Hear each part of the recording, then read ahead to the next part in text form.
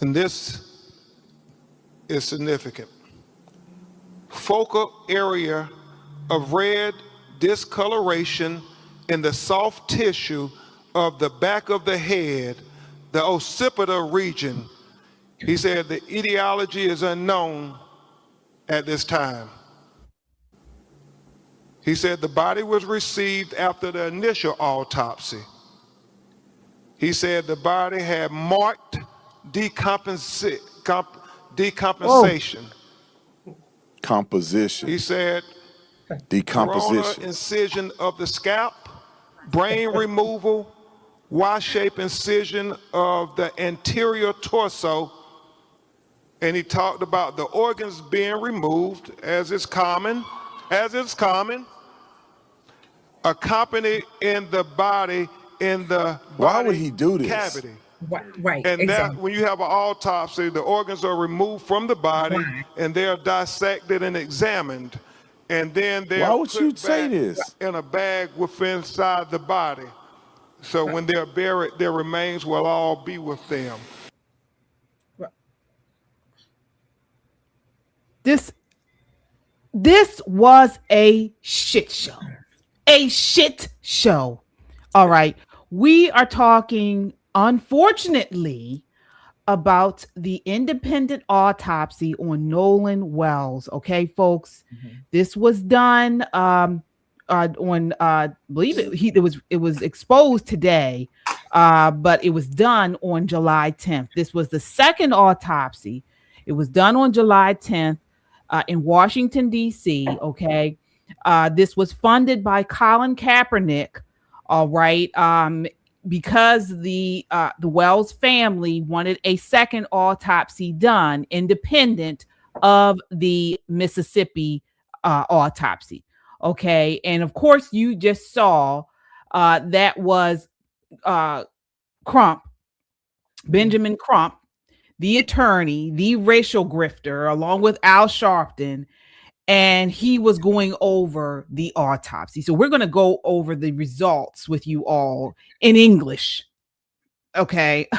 But just, off the brink, want to let you know that it was undetermined. Further investigation needs to be done. Nicole, what are your thoughts on what we just saw and what happened with this independent autopsy? There's a part of American medicine in general, that the lay public doesn't need to know, right? So like, for example, when I have surgery on my foot, you don't need to know what kind of incision it is. You don't need to know, if it needed to be irrigated, what they irrigated it with, how much blood was lost. Now that makes sense to medical people, but to lay people, it can sound absolutely frightening. An autopsy is one of those things. Now, I'm not going to talk about how this man is struggling with the English language. I'm not going to do that. I'm not going to say how he reads like a third grader who's been drinking Mountain Dew. I'm not going to say that. But I will say that there are just some things that don't need to be repeated while a family is grieving. They didn't need to hear about his organs being in a separate bag. They didn't need to hear that. There are so many things that could have been just avoided. Usually when you hear from a forensic pathologist and they're talking to you about an autopsy, they give you what we call the top line. There was a bruise on the back of his head. We don't know what was the cause of that bruise because he's been deceased for a while.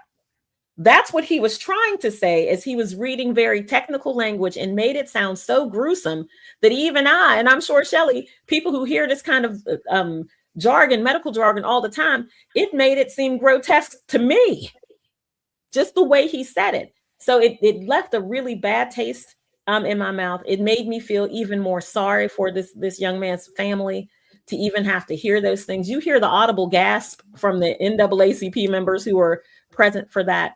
There are just some things that don't need to be said. He needs to learn how to pick his battles, and that was the wrong thing to do. It was indeterminate, and that's all we know at this point. He could have gave them the top line. He didn't need to go down to those gory details.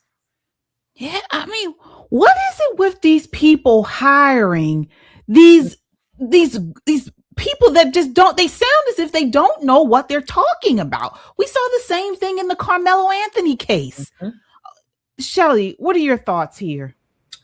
I'm trying to still figure out if I saw Spot run. If the Spot run, I mean, did Spot run? Did you see him run? That's number one. Number two, this is why you don't have some people reading obituaries because they cannot pronounce words correctly. Number one, okay? Benjamin Crump obliterated that autopsy report. That's not, the autopsy report, I'm sure at some point, if not already, if it's not happened already, his family has probably heard that report from the forensic pathologist in private, okay?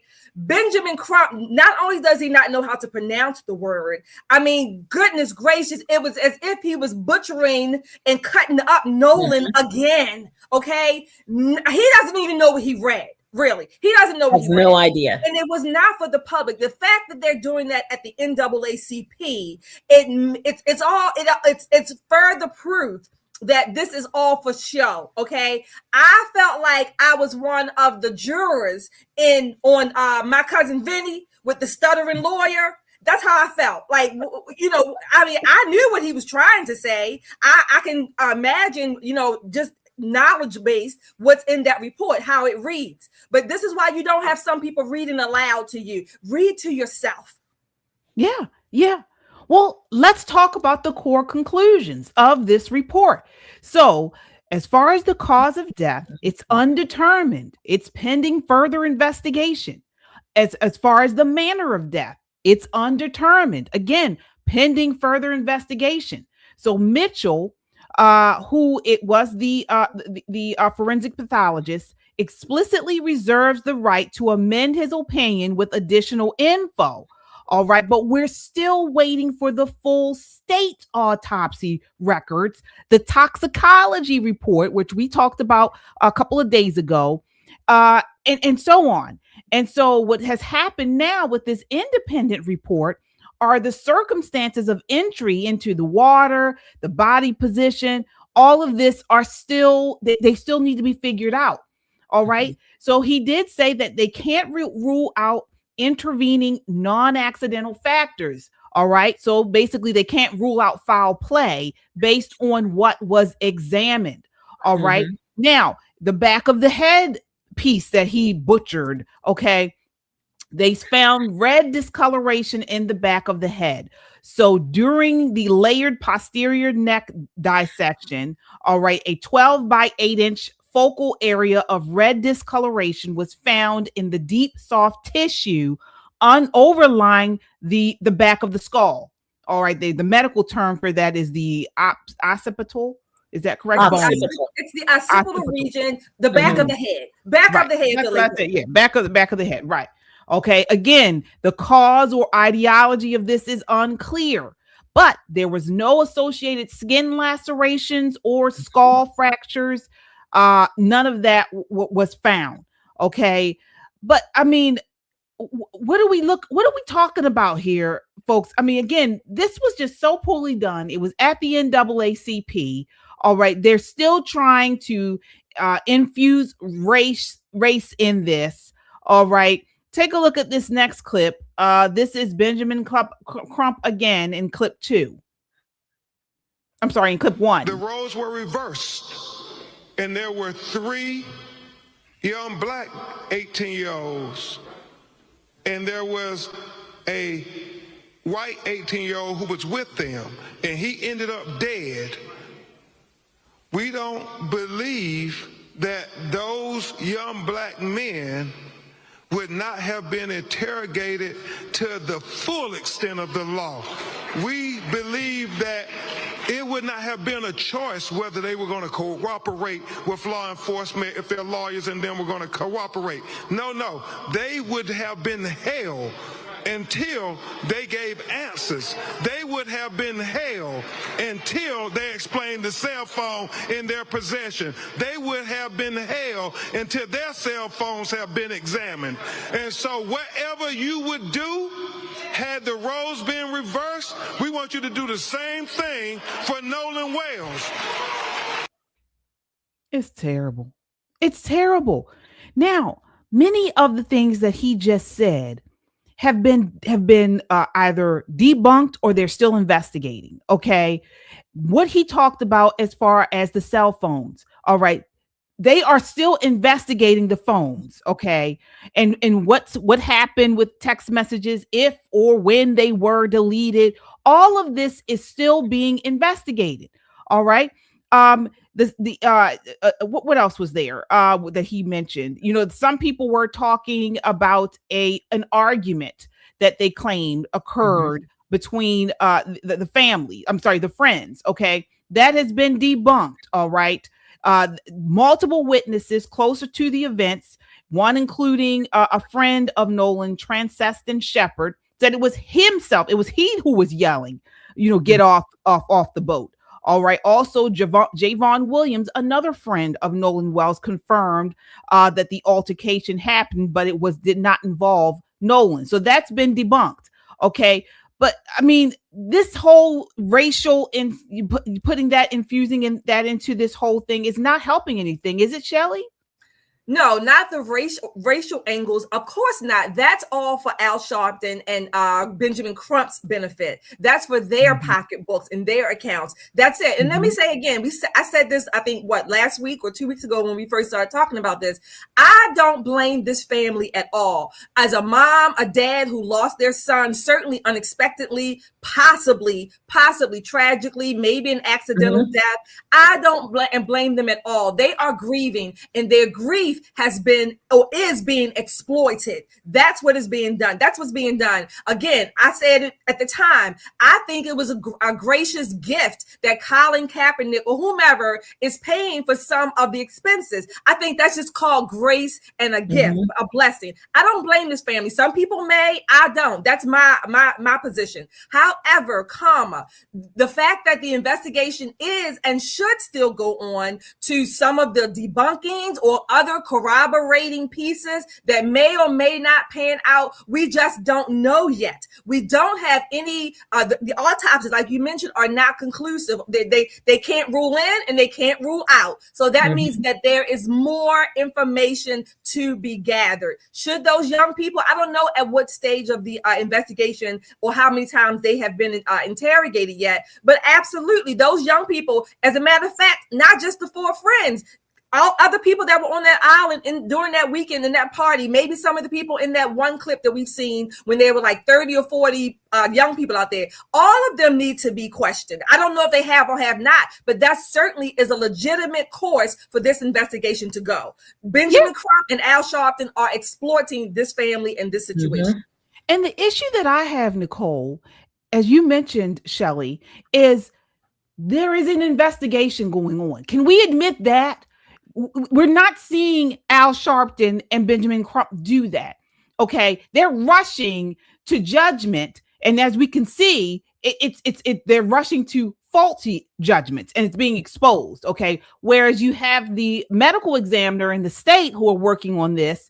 They're not so much taking their time, but they have not disclosed any information yet. All right, Nicole, what are your thoughts here as far as?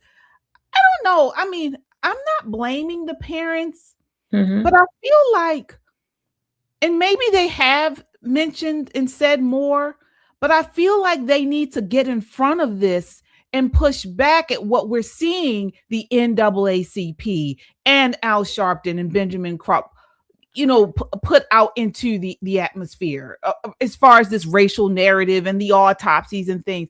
I mean, am I wrong to think that? What are your thoughts there, Nicole? Two things. One, from the family perspective, I understand their level of grief.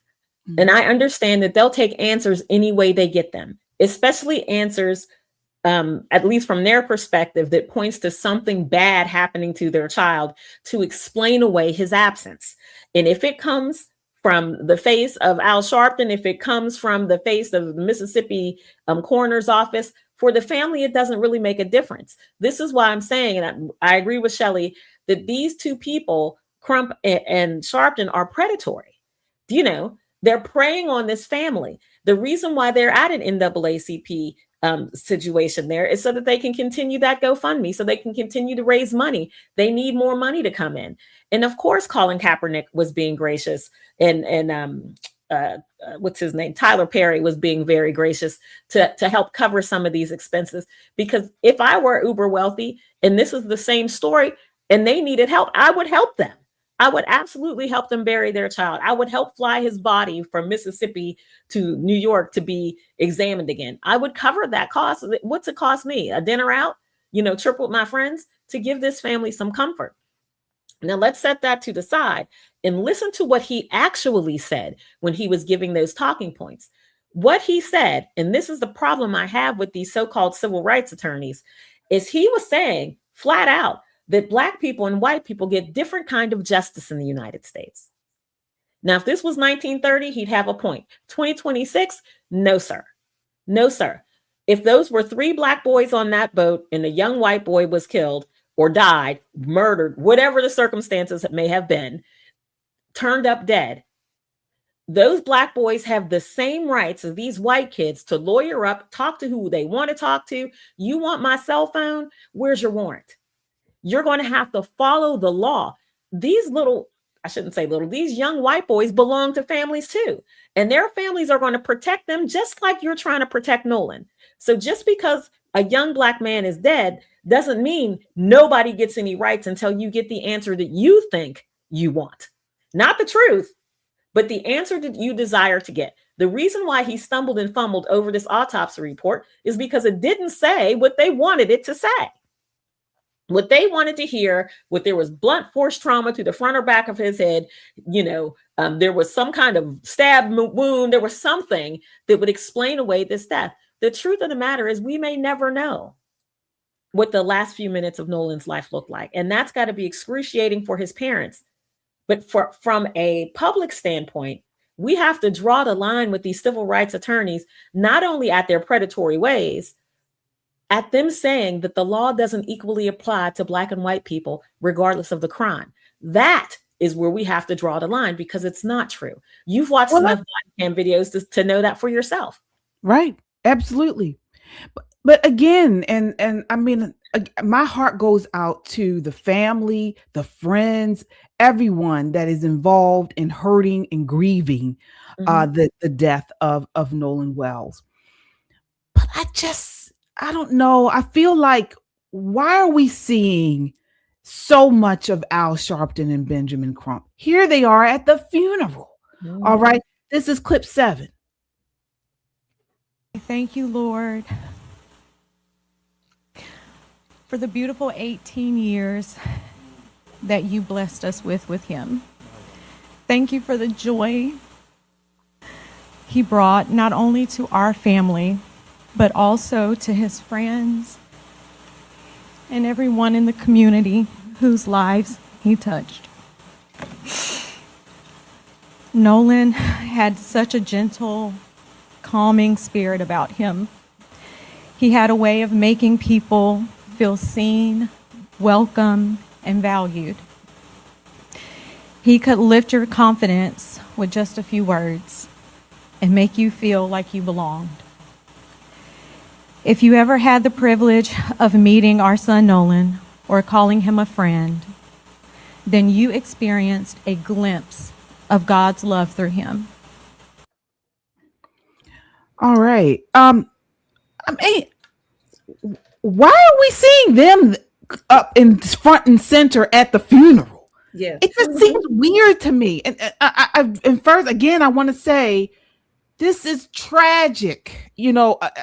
A young man has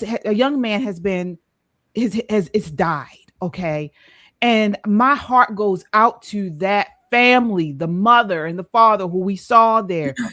By all accounts, this boy sounds like a very nice young man. And we're going to show you some of his friends who have mentioned, who were there that day and talks about how nice he was. This is tragic. It's awful. And I wish we didn't have to talk about Al Sharpton and Ben Crump. And that's the point. That's the point. Again, I don't blame this family at all. They are grieving. I pray that no one, I mean, I'm sure we all have, but I pray that no one has to experience the level of grief that this family has. These Al Sharpton and the Crump types, they are like vultures on roadkill. They can spot it anywhere. They can spot that grief. And certainly if you have the right skin color, they will spot you and smell you from miles away as soon as the roadkill starts decaying, once it hits, once it's dead. So this is what they do. This family, from a mom's perspective, a dad's perspective, I don't know them, but just as far as the utter depth of grief, I surmise that they will take anyone parading, even pretending that they are going to help them. But to the vultures, this family is a means to an end. And the fact that we have to keep talking about Al and Benjamin Crump shows you the degree to which the focus gets taken off of Nolan and his family. And even in some people, I've seen on social media, in some people, even their basic human, I guess, compassion is swayed simply because of Al and Benjamin Crump, when rightfully so, the family should have all the compassion in the world. One of the things I want to say, yes, the family should have all the compassion in the world. Okay. But this this reminds me of the Cosby Show segment, that show where Bill Cosby was talking. I hope you guys watched Cosby, where it was the episode where Vanessa had all of a sudden brought this guy, Davnis Vicky, whatever his name was. And she was saying she was going to marry him. Okay. Or she may have been married. I think she had married him, or they eloped or something. And so then they just popped up at the house, her parents, with this guy. And the parents were upset because they were like, we don't know this man. You come up here and you think we're supposed to invite, be happy about this. You didn't tell us you were getting married. You didn't tell us you were dating him. And so he used the analogy of, it was as if you had a steak dinner and you present it to the restaurant, the person eating, and it's delivered to them on a garbage can top. Okay. And so he was like, this is what I feel like is going on here. I want to feel sorry for this family, but every time I see these grifting people like Al Sharpton and Benjamin Crump, I go the other way. I mean, he delivered the eulogy at this funeral. I know. Reports are showing he officiated and eulogized this thing. I don't understand why they would allow that. Well, because you will find very few shots of just the mother and father grieving alone. Yeah, they're just it's like a sick, just disgusting marketing campaign for the type of things they like to be involved in. Now, they like to be involved in things where it's kind of, ubiquitous, and you don't really know what happened, because then they can spin a narrative that makes a certain part of our culture donate money to them. And I don't mean our culture as Black people, because there are just as many white people who are donating to this, because people want to know what happened. And the more they plant that seed and say, we don't know what happened, but if you can help us with this GoFundMe to cover burial, to cover this, to cover that, people say, well, of course, if I got a few extra pennies, let me put a little piece of change on it. The thing that makes it sad is, if Tyler Perry covered his funeral and Colin Kaepernick covered the autopsy, and the GoFundMe money is kind of piling up, what is the plan with the GoFundMe money? Is it to start a scholarship in his name, or is this to pay the organizations that are now leeching onto this family and sucking the little bit of lifeblood that they have left from this family? This is the part that makes me sick. Where we could actually use these two talking pieces of shit, and I mean that, you can quote me. Do you remember Dakara Thompson? Black girl snatched off the side of the road by an illegal alien, took into a house, brutally assaulted and murdered or killed, and dragged out of the house and thrown onto the side of a highway like a bag of garbage. Now, we know who did it. We know why he did it. We know where he did it. There are witnesses. There's all kind of, stuff. That's where we needed these two mouthpieces. We needed them there to talk about how illegal aliens are killing Americans, especially young Black girls, and we're not going to have that. I would have supported that 100%. 100%. But you know why they didn't do it? Because it does not fit the Democrat plantation narrative. It does not. It does not give them any wiggle room away from there. We need more brown people things. It makes me absolutely insane to see them do this again. And they do this all the time. They latch on to the most vulnerable people. The most vulnerable people. And they squeeze them when they're already on their knees. And it is so ungodly. It's not over. Ungodly. Absolutely. And it's not over. Okay. We're going to provide you, Officer Tatum, Brandon Tatum, interviewed the friends of Nolan Wells. Okay. And we want to bring you parts of that interview. There's some real bombshells here, folks, that we want to talk to you about. As you come in, hit that like button. Folks, good morning, good afternoon, good evening to you all as you watch this broadcast. This is Poppin' Politics. All right. Remember again to like, share, and subscribe as you come in. If you're tired of the power-hungry commie leftists, all right, trying to strip us of our rights and tear apart our country, folks, you're in the right place because we push back against them. We push back against the racial grifters, the people who hate our country. All right. Mm-hmm. This is what we do. If you agree here, hit that like button and subscribe. Ladies, let's set it off. We have some super chats here, right, Shelly? Yes, let's see who we have tonight. Thank you all for coming in. Go ahead and hit that like, share, and subscribe. We have Kung Fu CJ. Thank you for your $5. Hello, ladies. Today, Shelly needs to cuss somebody out and maybe Nicole.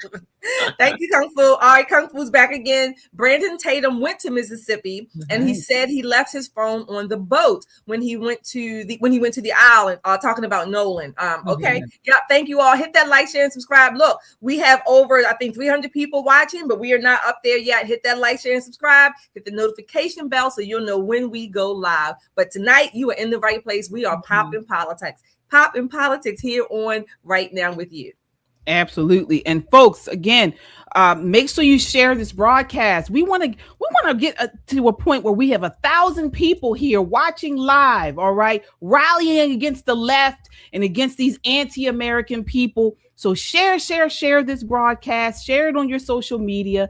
You can also share it while you watch. You can share it on your YouTube page, on your timeline, and subscribe if you haven't done so already. What are you waiting for? Mm-hmm. All right. So we want to continue with this, talking about the bombshell interview Brandon Tatum did. What a courageous guy to go down to Mississippi, okay, and interview with Nolan's friends. All right. So we have parts of this interview for you guys. Let's see here. Before we do that, again, before we really get into it, check out this merch, folks. Take a look. What's up, everybody? This is Poppin' Politics. Get your merch. Are you a Poppin' Politics fan? Are you unapologetically American? Or not Black, not white American? We got it all for you right here. Get your merch. Get the classic shirt. Classic. Goes with everything. Comes in a variety of colors. Smart, edgy, conservative. Like us, like you. This is a great way to support the channel. Click the merch button. There is no shame in being an American. You get your shirt today and be unapologetic about it. Get your shirt, wear it, and be a proud American. You can get it all in t-shirts and hoodies. You can get it in stickers, on bags. You can get it all on our website, metroconservativemedia.com, or our YouTube page, Pop and Politics, and tag over to store. You can get your merch and show you're proud to be an American and support Pop and Politics. All right, so this is Nolan Wells' friend. Let's take a look at some of this interview. I could describe Nolan in a million ways. Nolan was not just a best friend of me, but he was a brother. I grew up through elementary, middle school, high school, and even our freshman year of college. We talked on the phone all the time. We were really close friends, and I mean, Nolan was like a brother to me, and Nolan lit up every room he walked in. He always had a smile on his face. He always had something good to say. I've never seen Nolan get in an argument with somebody and say bad things about someone. You know, there's a lot of people that talk crap nowadays, and Nolan was never that person. Sweetest soul ever. And I mean, I had a great relationship with Nolan. I've never got in an argument with Nolan. We were super close, and I've never said or will ever have anything bad to say about Nolan Wells. Yeah. All right. So this is one of his friends, one of his buddies, just giving some background into who he was and who he was to Nolan. All right. He goes on to say Nolan was at his house and his buddy's house. They hung out most weekends. They didn't go to Nolan's house much. Okay. So he did not really know Nolan's parents. All right. But Nolan was at his house a lot of the times, and they have been friends since the 8th grade. So during that year, because when they were in the 8th grade, it was their COVID year. That's when they really became close. All right. I want to get your thoughts on this, Shelly, just the beginning part of this. There's nothing more. I mean, he's just telling his story. One thing I will say is this. I tend to believe that these boys, young men, they were close friends. You know why? Because unlike girls, boys can just get together, a ball and some food, and they will, they tend to just bond, and they're not like, like us girls, we got to have a whole lot of drama. But I tend to believe that. So again, I'm just appreciating him telling the story. Yeah. Yeah. Nicole, he goes on to talk about the 4th of July incident. Okay. And this is where I wanted to talk to you about, Nicole, because you come from a water town. All right. And he talks about how 4th of July was a huge, it's a big event. Yeah. Yeah. For boaters and fishermen. It's very popular here. It was a huge day for them to be on the water, and everybody was going to Horn Island. So they went last year. Nolan went with him and stuff. And they stayed at a buddy's house while they were there. And they had a good time. And so they were going again this year. What did you think about that part?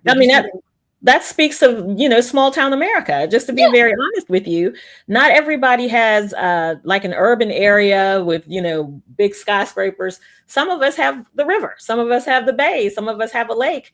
And what we do is we use that the same way that the urban people use Main Street, where you may have a marching band. We have what we call a boat parade. Everybody gets their little boats out, puts their American flags on it. If there's an island that people can get to, you party on the island. It's the same type of community building, but in miniature. But everybody who's anybody from the community shows up. It's just a good way to have nice, clean, wholesome fun in what we have available to us. And I've just listening to this young man talk about Nolan, you can tell they were good friends. You can tell just from the sound of his voice that he misses his friend. And I'm sure his friend would be mortified at all this drama that's going on around. But kudos to this young man for saying what's true, having the bravery and the courage to even sit down with Officer Tatum and talk about his friend. Yeah. And we're going to go into it, but I wanted to, he also explained how the reason why a lot of his other friends have not spoken out, he's actually a brave young man because they're receiving death threats. Okay. And so many of the other boys that were there are afraid to come out in public and speak about this. But this young man, was brave enough to do it. So let's talk about where he talks about that day and what happened on Horn Island. So take a look here. To this island. And that's completely incorrect. I mean, Horn Island on the 4th of July is the most popular day to be on the water on, throughout the entire Gulf Coast. I mean, everybody and their mom is on the water on 4th of July, There's no telling. I mean, roughly probably 2 to 3, maybe even 4,000 people out there. There were boats lined up off the island. I mean, there was 3 rows of boats all the way until my vision ended, until I could see of people there was 1 row of boats, and then there was another row of boats, and then there was a 3rd row of boats. Yeah. I mean, there was people lined up all up and down the island to where, who knows? I mean, and that wasn't just we were parked on the north side, on the west tip. It wasn't just there. I mean, there's tons of people packed out on the south side and on the east end and in the middle of the island. But just where we were, I mean, there was easily 1,000 people. It wasn't just us. Let's go back. So you hear what he said. All right. Tons of people. Okay. Everybody was there. All right. And there were a lot of people there. Is this what you're kind of used to, Nicole, in these types of settings? Mm-hmm. Absolutely. Again, it's kind of like in Baltimore City, where you have parades, you know, and people are out and you see row and row of people just kind of waving and getting the candy from the people participating in the parade. Very much the same thing. Some people never leave their boats, especially if you got a nice one, you party on your boat, right? But if you're young and there are pretty girls or handsome men or young men on the island, you get off the boat and you go to the island where you can mix and mingle and have a good time. So it is very much the same affect, except for instead of Main Street, it's water. And think of the island itself as kind of like the hot spot where everybody meets up. So it is very common, very, very common in places that are water facing to have these kind of events. 4th of July is the big one. Absolutely. It's spring break. You'll see the same thing when kids are out on spring break. Oh, yeah. Oh, yeah. So he said they got to Horn Island around 10:30 a.m. that morning. There were miles of boats. This is a massive island, so it's about 10 to 12 miles long. Everybody's drinking, eating. It was a big party. All right. And in this next video, he takes him to the actual place. All right. Let's see here. What happened but the boys? It's a flat out lie. Is there anything that you want to say, you want people to know about this whole experience? Yeah, I mean, if someone's not from here, it's kind of hard to understand, you know, where the island drops off and how the island works. But, you know, there's plenty of people out here, especially on the 4th of July. You know, this is where people come out to celebrate. And, I mean, if you fill the water, you can see right here, Brandon, where it drops off. I mean, you can see literally where it drops off. Oh, so I mean, it goes from about waist deep water right there to neck deep, and then it drops from neck deep all the way to like 17, 20 foot. I mean, we weren't even a quarter mile out the island, and when we were leaving, and I mean, it was 30 foot of water.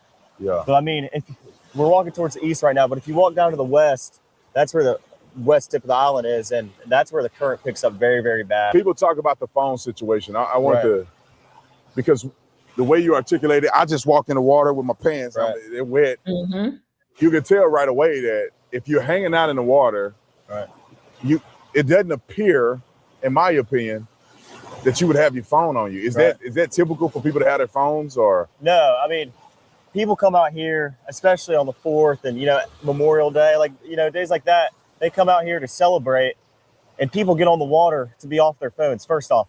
Second off, if I'm sitting waist deep in water and all my friends are, everybody's leaving their phone on a boat, in a lake, you know, if you're sitting on a pond, and no one's getting out of the water with their phone in their hand, unless, you know, it's to take a quick picture.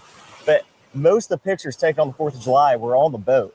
I mean, and, you know, salt water, if you drop your phone in salt water, most of the time you're not going back. I mean, you know, especially the water's murky right now because there's been a lot of rain.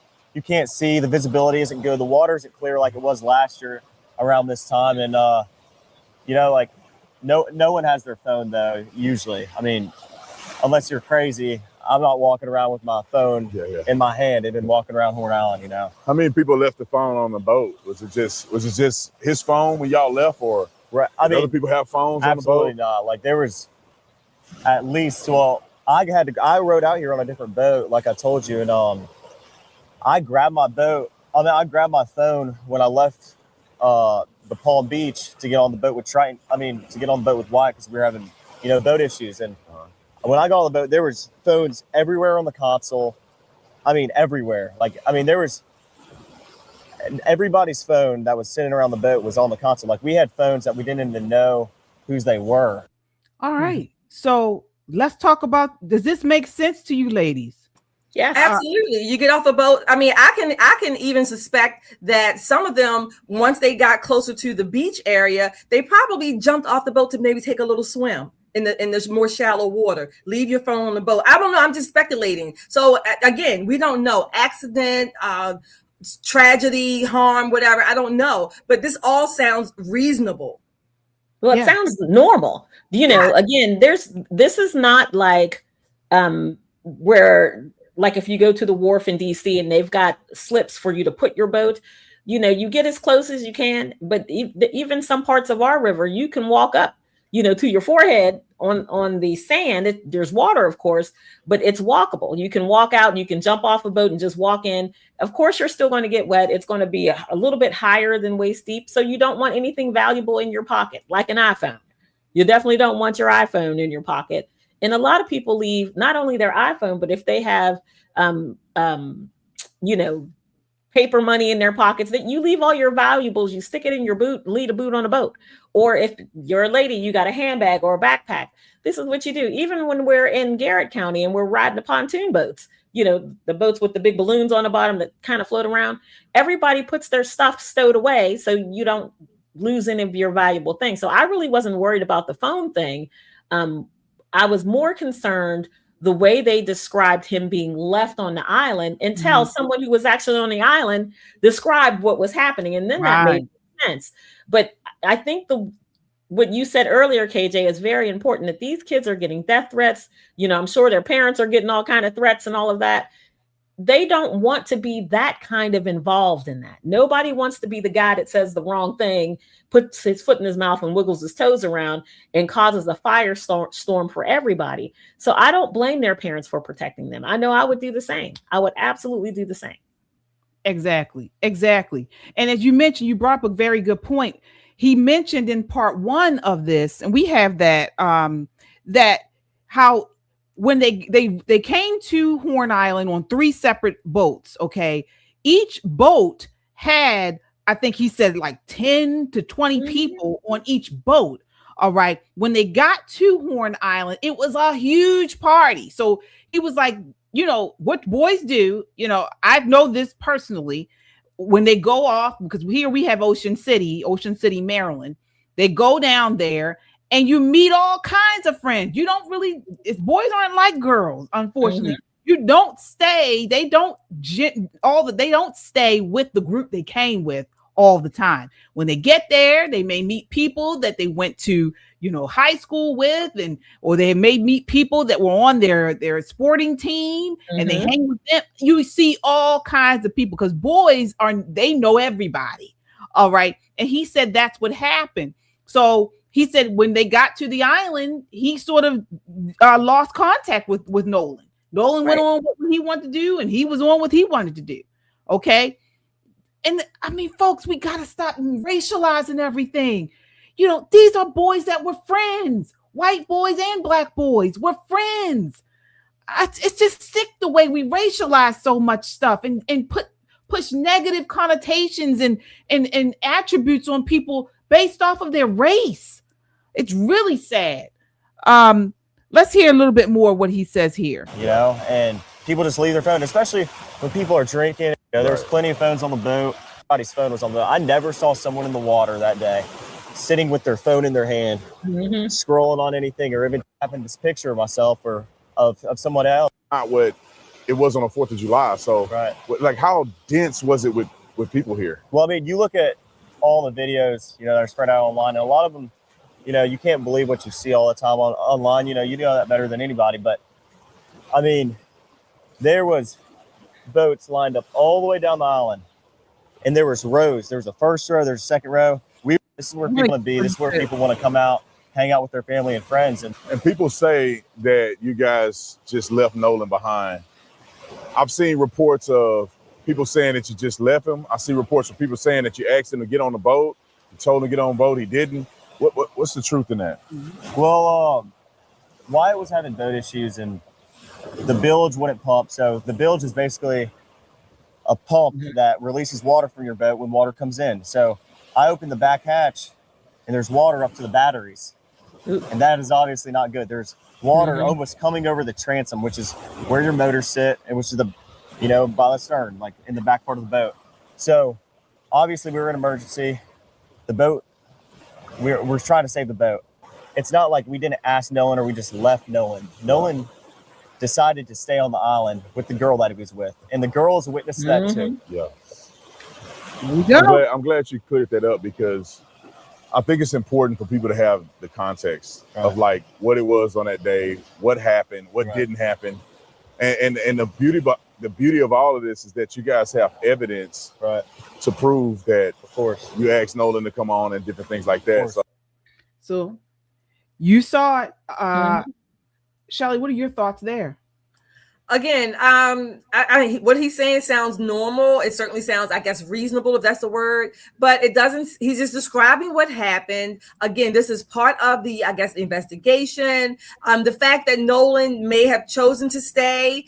Something like Brandon said, their report saying one thing, report saying another. But even if he chose to stay, he was 18. Okay, he can make that choice, even if his parents have told him that, stay with the group that you came with. Well, unfortunately, teenagers don't always do what parents say when the parents are not present. Okay, and sometimes, unfortunately, when the parents are present, they still don't. Again, I'm not putting anything quote unquote onerous on Nolan, but it's very possible and likely that he chose to stay. There are also reports that I saw on social media very quickly before I came on tonight. I think there is a video or audio, I would say, of some young woman talking about the female that Nolan was talking to. This is all, I guess, I don't know, speculation, but there is a video on social media that's going around with this particular audio right now. Okay. All right. I want to just get to this last part, because I think this is very important. I mean, folks, you understand that people that were considered his friends are really being trashed and connected with the death of their friend. That's a hard place to be. And here he is in this next part, his friend talking about his relationship with Nolan. All right, take a look here. So Nolan and my buddy Javon are talking, and I grew up with Nolan, and Nolan's just all, like I said, like just so joyful, like always happy. Like every picture I have with Nolan or picture I have of Nolan, he's smiling. I mean, like he's always happy. If I always need like a shed of light, I'm calling Nolan, and Nolan and I laugh and joke a lot. Like that's how our friend group is. We're really jokingly laugh. No one takes anything that serious. We enjoy our time together. I mean, there's never any awkwardness within our friend group. We're very, very tight. So if I ever need to get something off my chest or talk to anybody, I'm talking to all my friends. I'm not just talking to like specifically anybody. I'm just, I go out, like even if I'm having issues with something, I go talk to my group chat, and my guys are there to, give me a hand anytime I need it. And all my guys are, all my buddies are the same exact way, This almost made me well up, because the way he's talking, folks, I have a son the same age, and he literally talks like that. They call their friends my guys, my guys. It's just so sad the way this thing. I can't stand Al Sharpton and Benjamin Crump. It's wicked what they're doing. It's wicked. Final thoughts on this, Nicole. I pray for his mother and his father, that they find peace beyond understanding in this position that they're in. I'm hopeful that there are other people in their family that can at least try to get these vultures, these leeches off of these people, so they have this space to grieve. And again, we may not ever know exactly what happened. And that's going to be a bitter pill to swallow. But once the fame is off of this and all the money has been sucked away from this family, this mother and father still have to grieve the loss of their son. And that's the part that makes me want to cry, because Al Sharpton will go on and boycott Walmart or, go back again and try to go after Target. I mean, he'll find another cause de celeb to be invested in. And Ben Crump is never going to run out of people who want him to come and pretend like he's a broke Martin Luther King. He's never going to run out of that. But this family lost their son. He's never coming back. And they're going to have to deal with that once all the lights and cameras and the GoFundMe is gone. That's the part that my heart breaks for. Yeah. Yeah. I think people are saying we don't have sound. Production, can you check on that?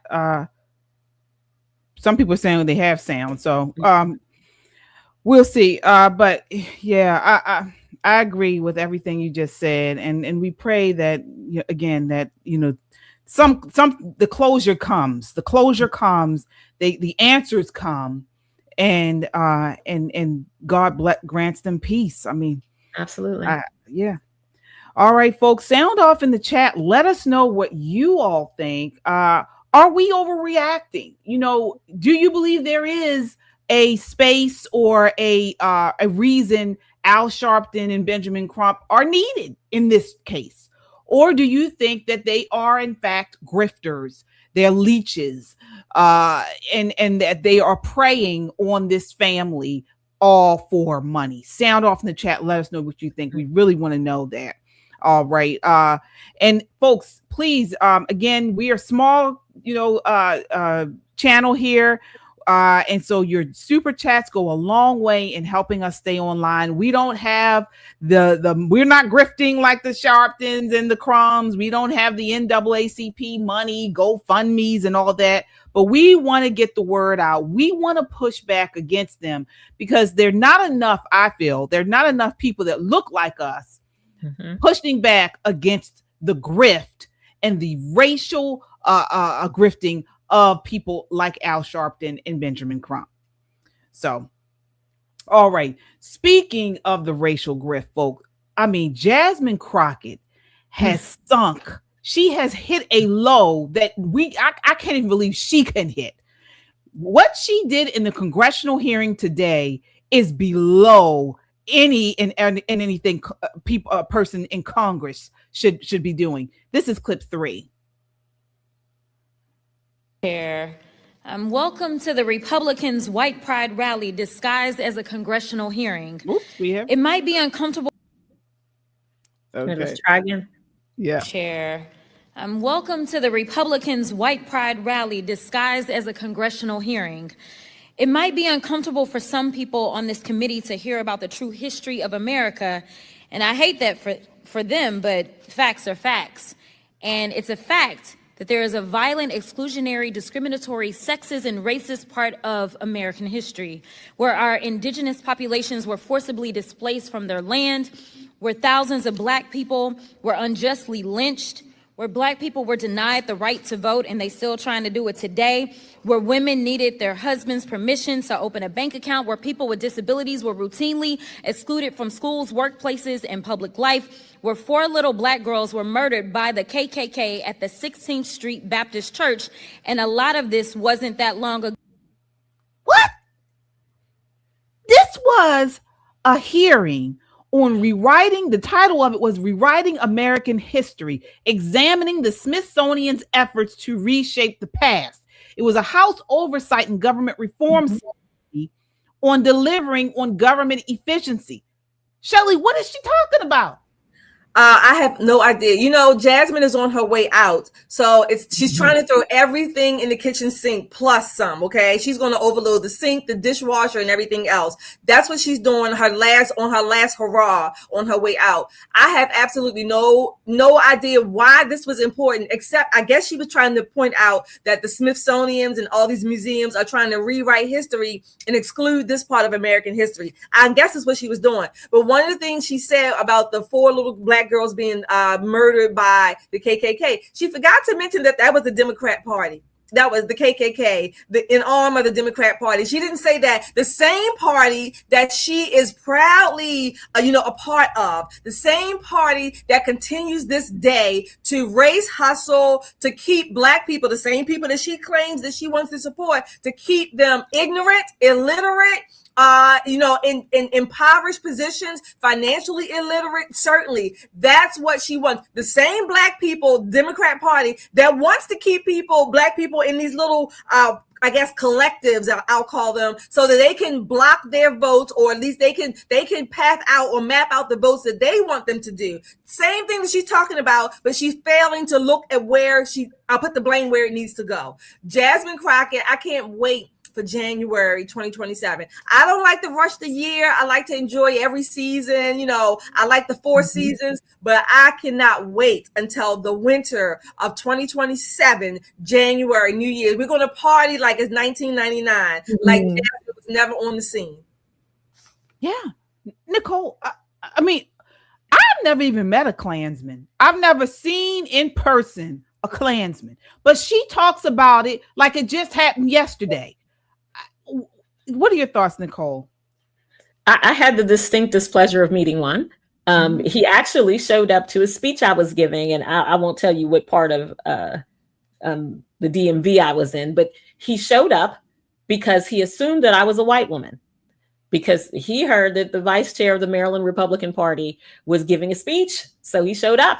Unfortunately for him, the Republicans who know who I am, including a very popular sheriff, had some very pointed conversation for him and introduced him to the downside of the parking lot. They were like, oh no, not today. And he didn't seem to me to be someone that would strike fear in anybody's heart. If anything, he seemed kind of like a curmudgeonly old chubby dude.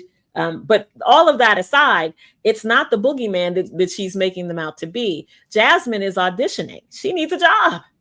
She's auditioning for CNN. She's auditioning for CBS and the ABC and MS Now. She's doing her best interpretation of what she thinks a performative Black liberal talk show host would be.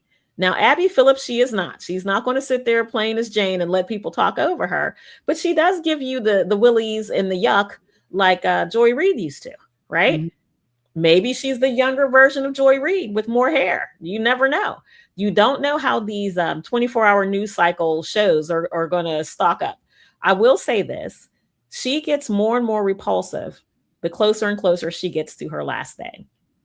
You would think that she would try to save a legacy that's not fraught with her dancing down the hallway in gaucho pants, right?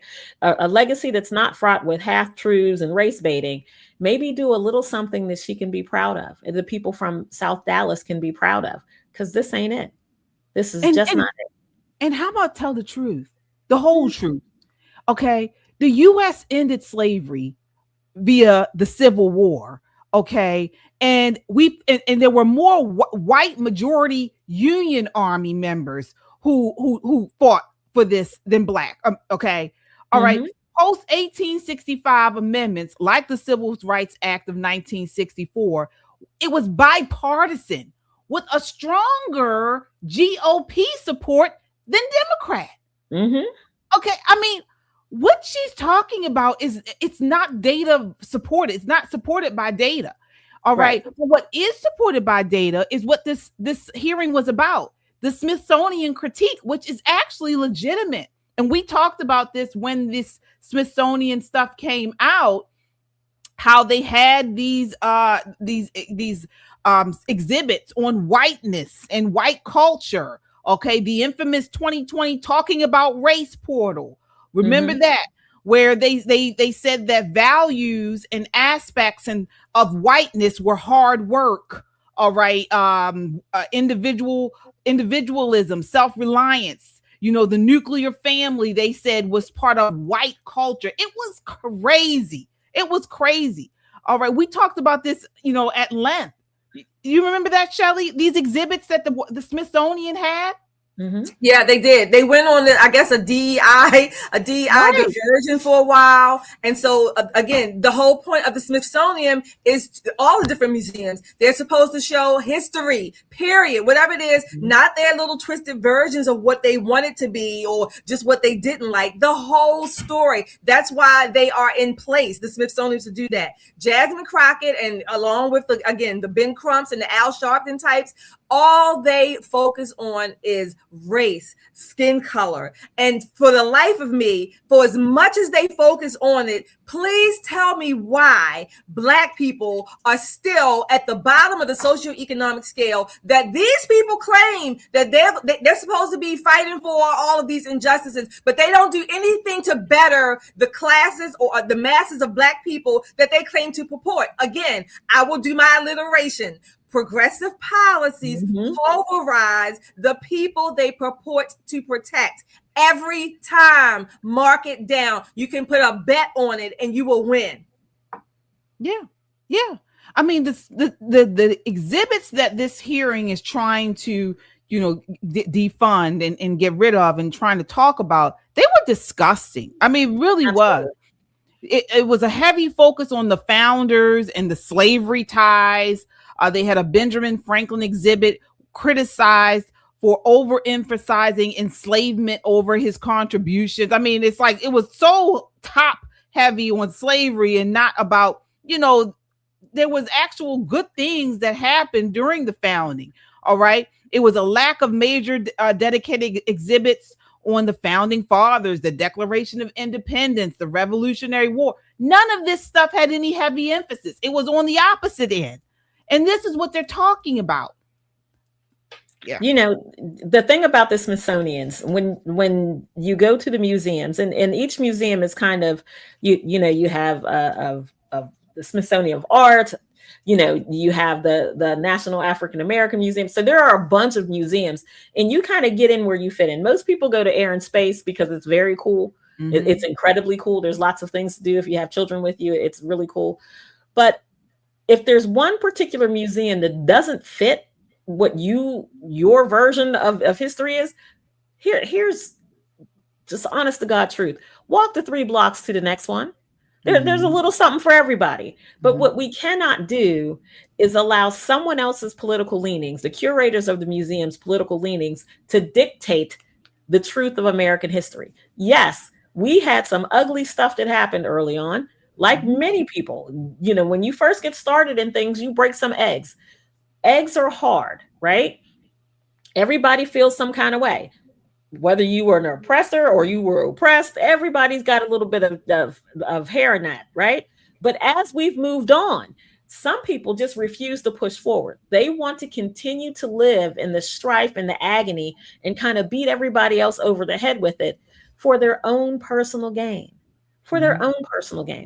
I will say that when you leave a Smithsonian Institute museum, you should feel uplifted about our nation. You should not come out angry. You should not come out belligerent. You should not come out mad at somebody. You should come out and say, man, we've got beautiful artifacts and beautiful documents that document the history of our great nation, the bad things, but a whole lot of the good things, because a whole lot of good has happened.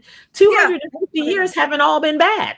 It has not. That's what they don't focus on. And even if they want to just focus on Black people, they don't even mention the good things that for Black people that have happened. So that's what I mean. This is how you know that they are just grifters, and they're going to ride this every chance they get. They beat racism, KKK, slavery over the heads of Black people. This is all for Black people, as if there has been no good that has happened or that Black people have even been a part of in this country since the founding, in spite of our ugly past, the slavery and things like that. This is what I mean. When you only get one side of the story, I don't have a problem with the Smithsonian's or any other museum showcasing, if you will, American history, including the slavery portions, including the Jim Crow and the slave codes, because that is a part of our history. We can't deny it. But don't only sell me that story as if we're still in 1863. Absolutely. And you have her opening up her comments at a legislative hearing, calling the opposing party a white supremacist. All right. And another thing, folks, we pay for this crap. Okay. Yep. We pay for this. I don't want to have a museum that I'm paying for, my tax dollars going towards. All right. That is not only it's just inaccurate. They're pushing these falsehoods that are just not right. And guess what? They send public school children to these museums every year. Private schools go to these museums, to be indoctrinated against our country. Then we wonder why our young children hate this place. All right, she talked this white supremacy hype is disgusting, and it's not true. The FBI and the DOJ data consistently show most domestic terrorism isn't organized white supremacists. It's street crime, gang violence. All right. And guess what? It's disproportionately Black per capita. All right. You also have Islamist threats and lone actors. These are what dominate this type of stuff, not with white supremacists. It's sick what she's doing. It really is. And we got to continue to call it out. Absolutely. Sound off in the chat, folks. Let us know what you think. I know we have some super chat. Yes, we do. We have a few super chatters here. Thanks, everybody. We have Larry. Larry gave us 2 gems equals a silver star. Thank you for that, Larry. CH here. We have 10 gems from you, a floating heart level. Thank you so much. We have, who else do we have here? Producers. We have Anna. Thank you, Anna, for your 10 gems at gold coin level. Thank you all. These are gems. I like these gems. I don't know what they mean, but I like these things. Liberty Girl. Thank you, Liberty Girl, for joining us back tonight. She gave us 440 gems. Is that an uncle alert? Okay. And then Liberty came back again and gave us 10 more at the floating heart level. All right. We have some of that. Uncle Dave. Hi, Uncle Dave. Thank you for stopping by. We appreciate your 2 gems and your silver star. And we have Nick here, 800 gems. Turn it up. Woo. All right. All right, we have Karen here. Karen says, thank you for your $5, Karen. They are wasting our money, lying to us. It's so gross. The inmates are running the asylum. God bless you, ladies. Love your show. Thank you, Karen, for that support. 2 White for Coke. Hi, where have you been? Thank you for your $10. Hi, ladies. It's been a while. Such a sad situation. Al Sharpton, a leech, LOL, 100%. Zigzag Al doing what he does best. Division. Absolutely. He should be the Einstein of math because he surely does know division, right? Absolutely.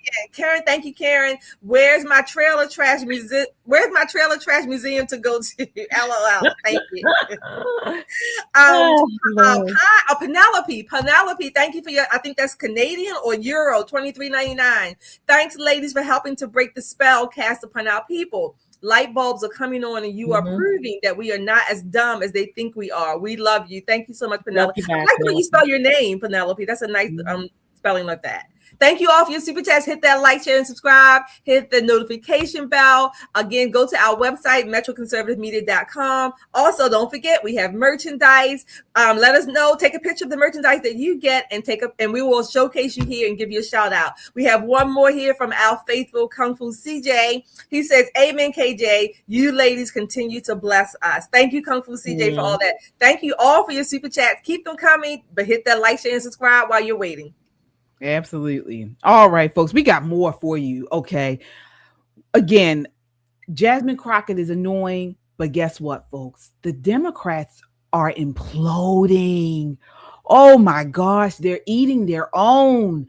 This midterm, it's history says that they're the opposite party of the president gains, but I don't know the way that their infighting is going on now.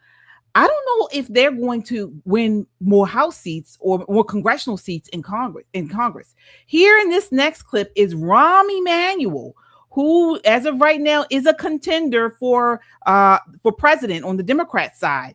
And he and this leftist interviewer just had it out. Okay, take a look. This is clip 9. Rahm, I don't think you're going to announce one way or another on this program whether you're going to run for president, but you haven't been shy about critiquing the Democratic Party. And your ability to spot the obvious is a gift. It's Mr. amazing. It's taken years. You say you're, quote, done with the discussion of locker rooms. I'm done with the discussion of bathrooms, and we better start having a conversation about the classroom. Now, bathrooms in this context means transgender rights in general. You'd like Democrats to be done with that, but Republicans clearly aren't. Should Democrats... First off, what is he talking about? Republicans clearly aren't. We are. We don't care about them. We don't care about these mentally ill people. Okay? Not one bit. What are your thoughts there, Nicole, before we continue? If we were half the things that the uber leftist liberals, Democrats call us, we would be too busy to work. We would be too busy to tend to our families. We are none of these things. Republicans are made up of free-thinking individuals. And, sometimes it is like herding cats because everybody's got their own idea. I wish we were as together as they say we are, that everybody's a monolith and we march to the same drum. That's not the case. And we are certainly nothing that this guy's going to say during this interview. Please believe me. It's just going to go straight downhill from here, you guys. This is really interesting that Rahm Emanuel, who is an absolute leftist, actually sounds kind of centrist in this whole interview. Yeah. Really be silent in response to attacks on trans people? It just seems that this line is clever, but it doesn't do service to some human beings who want their rights. Well, two things. Since it's about education, and I spent a good part of my tenure, the entire tenure as mayor, taking the worst public school system to what Sean Reardon and Stanford called the single best. In 2016, I passed a law, a decade ago, on bathroom access. Did I take my eye off of the graduation rates that we took from 56 to 84%? Not a chance. That's why parents send kids to school. Did I take my eye off? Why can't you do both? Because you have an issue in which coming out of COVID also is a lightning rod that distracted. I didn't take Abraham Lincoln's name off a school in San Francisco. I didn't ask for defunding the police. I didn't get yourselves wrapped around the axle on the term Latinx, which nobody identifies with. It was an example, David, not just of this particular issue, of a party when people's backs are against the wall. They're holding on to that windowsill and they can't make a college payment. They can't make a home mortgage payment. Their health care is now being denied to them. They expect us Democrats to show up. And we're showing up talking about bathroom access, sporting events, who gets to participate. We just come out of COVID. Our reading scores and math scores are in the tank. 50% of our kids cannot read or do math at grade level. And we're going to talk about bathroom access? So my view is if you want to win elections and you also want to help kids get prepared for the future, focus on the bottom line of what schools. I understand that, Brown, but all I would say that there were times in earlier times with other groups that didn't have their rights and they were told to be patient too, and focus on their rights was distracting. That's what Letter from Birmingham Jail is all about. Stop it. Stop it. This is what they do all the time, and it pisses me off. He wants to ride the backs of Black folks from the civil rights movement, and it is not the same. Shelley, what are your thoughts here on what he just said? First of all, Rahm is making, more and more people appreciate, like you said, Nicole, the center, the moderate Democrats. That's number one. Number two, just like we said in the earlier segment, Jasmine Crockett's, the Crumps and the Sharptons, these are the same Black people that don't even focus on the issues that really matter to Black people, okay? Right. Rahm is talking about education, illiteracy, having a higher graduation rate, and he demonstrated it to a degree under his tenure as mayor. All right, look, I'm no fan necessarily. I'm not voting for Rahm Emanuel, but to your point, KJ, I'm staying here until after the election day. I am not betting the midterms on whether there's internal conflict within the Democratic Party. Mm-hmm. All right, well, let's keep going because we still have some more. I thought you were going to respond to what I said, but let's keep going.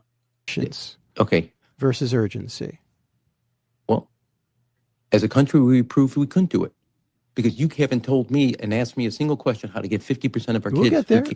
No, wait a second. Wait a second. You started where you thought was a priority. Mm-hmm. I'm going to tell you. I'm asking you, Rahm, about what's become, in a lot of your speeches and interviews, a kind of a tagline to differentiate yourself. I think that's the motivation. It's not just a tagline. I passed a bill in 2016, 10 years beforehand. I made sure the kids had access to a bathroom. I just didn't let it distract from reading, math, or graduation rates. This is why I went down to Mississippi before anybody knew about the reading scores, because I pay attention to this. Not that others don't, but they went from 49 to 9. You have a president of the United States who's never mentioned it. No governor has called for an emergency meeting like you had other governors of both parties. Mayors aren't doing anything.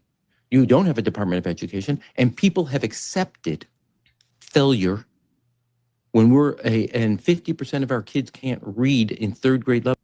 So let's unpack what he's saying here. Okay. Mm-hmm. The failure is in the blue states primarily. All right.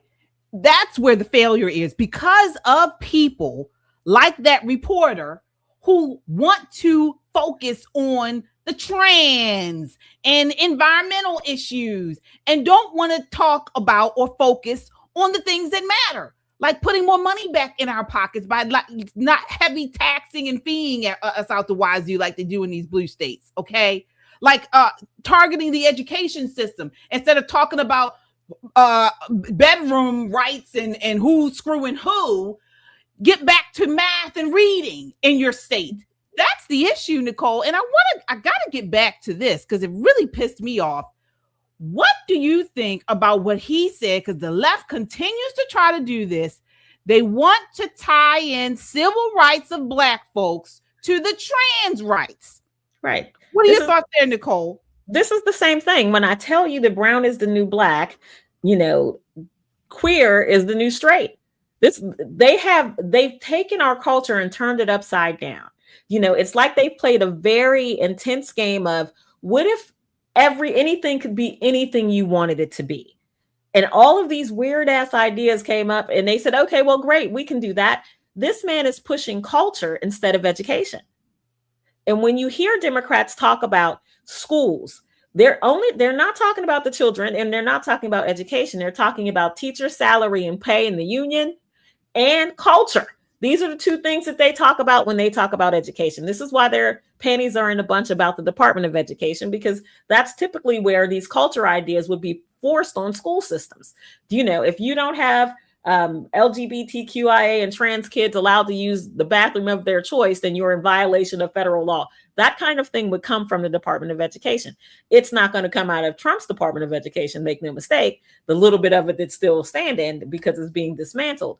But with that said, Rahm Emanuel has a history of standing up against the teachers union, not because he's some huge proponent of teachers and that kind of thing, but he does, for whatever reason, have a vested interest in children.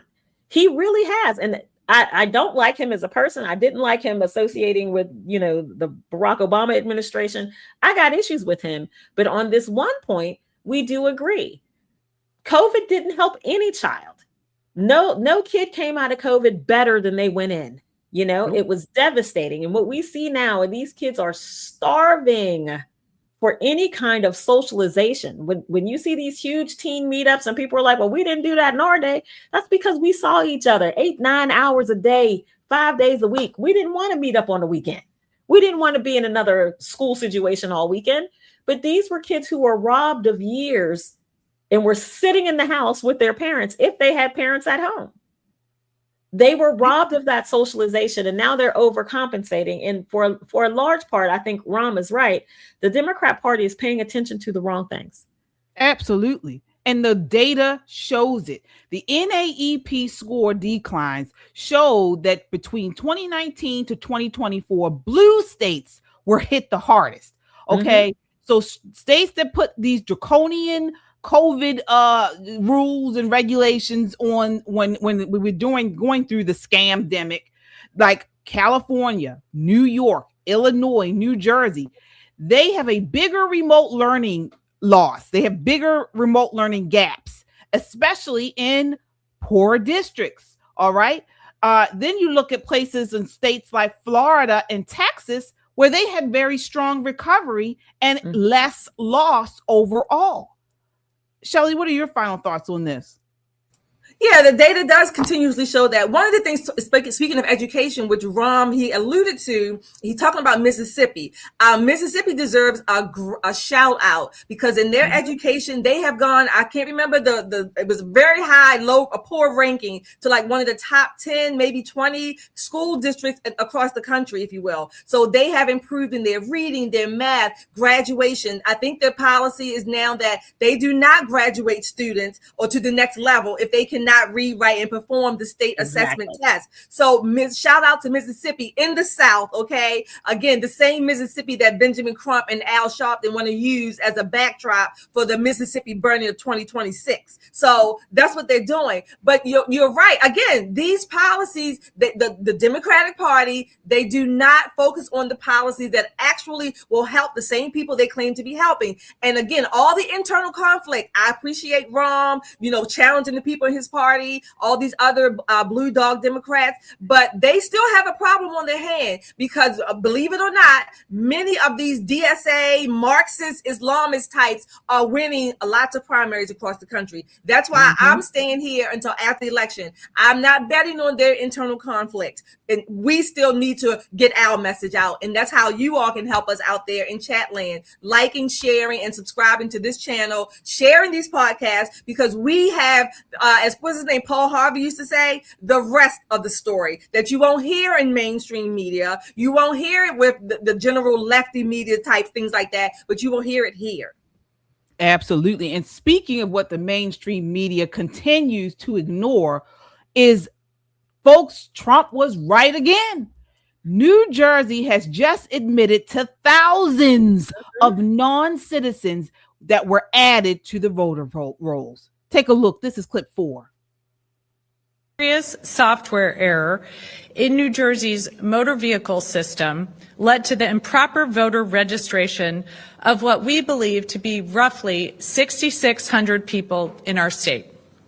When New Jerseyans applied for a driver's license or identification at the MVC, they were asked if they wanted to register to vote. In the case of this error, some individuals indicated that they weren't citizens and weren't eligible to vote, but the software registered them anyway. The error in the software was corrected a year later in June of 2024. That is more than 2 years ago.